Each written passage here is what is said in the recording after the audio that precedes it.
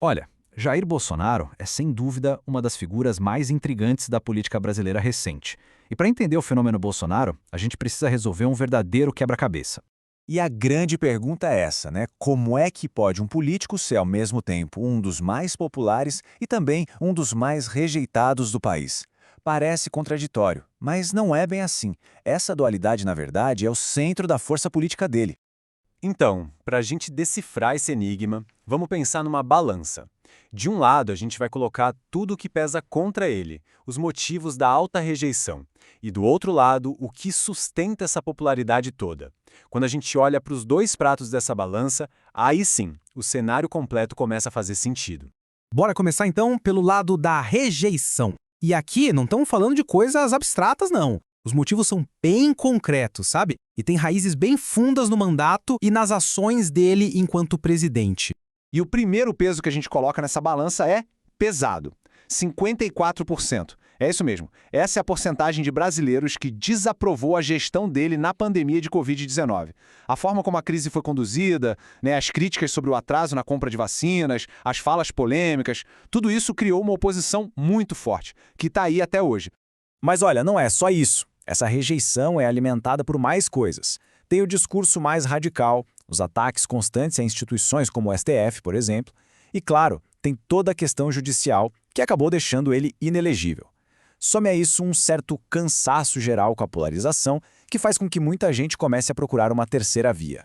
E esses problemas com a justiça, eles meio que oficializam essa rejeição. A inelegibilidade até 2030, por exemplo, não é só uma questão de não poder concorrer. É um carimbo institucional, uma mancha na imagem pública dele que pesa muito para uma boa parte da população.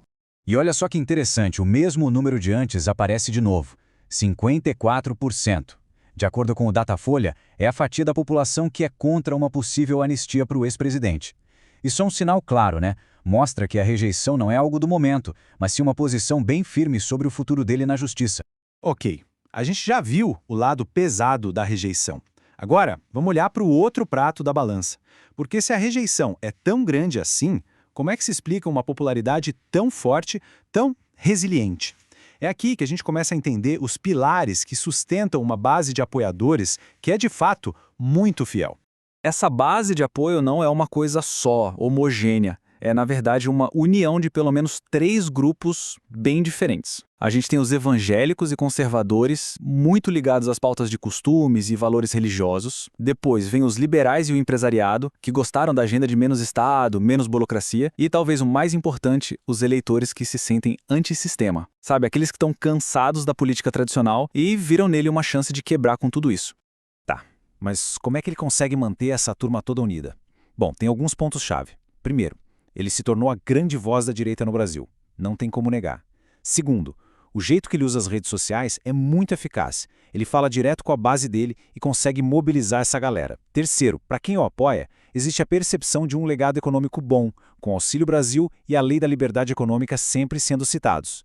E por último, um ponto que é crucial. Para os apoiadores dele, todas as investigações da justiça são vistas como perseguição política. E isso, em vez de enfraquecer, acaba fortalecendo a imagem dele como um mártir do sistema. E aqui está o pulo do gato. Para milhões de brasileiros, ele não é só mais um político. Ele se coloca no papel de um salvador, alguém que vai resgatar quem está frustrado com a política, com a economia, com tudo. Essa imagem de ser de fora do sistema, mesmo depois de ter sido presidente, continua sendo uma das ferramentas mais poderosas para manter a popularidade dele em alta. E se alguém ainda duvida da força desse apoio, olha só esse número. É de cair o queixo. Mesmo sem poder se candidatar, inelegível, ele ainda aparece com até 45% das intenções de voto em alguns cenários para 2026. Isso mostra uma lealdade que vai além da lei, além da opinião pública contrária. Certo. Então a gente viu os dois lados da moeda. De um lado, uma rejeição enorme. Do outro, uma popularidade gigantesca. Agora, vamos colocar esses dois pesos na balança ao mesmo tempo, para entender como essa tensão constante entre eles é que define o jogo político hoje no Brasil. Então, resumindo, o paradoxo é exatamente este. De um lado, a gente tem um político rejeitado pela maioria da população e com impedimentos legais bem claros.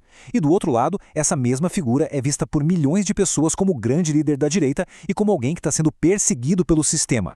E a conclusão principal de tudo isso é uma só, e é muito importante. Uma coisa não anula a outra. A rejeição e a popularidade não se cancelam, elas coexistem. É justamente essa dinâmica, esse cabo de guerra, que explica por que ele continua sendo uma peça tão central e tão influente na política do Brasil, mesmo sem estar na presidência.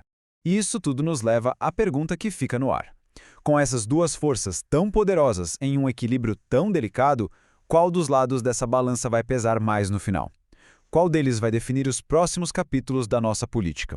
Bom, essa é uma resposta que ainda está sendo escrita.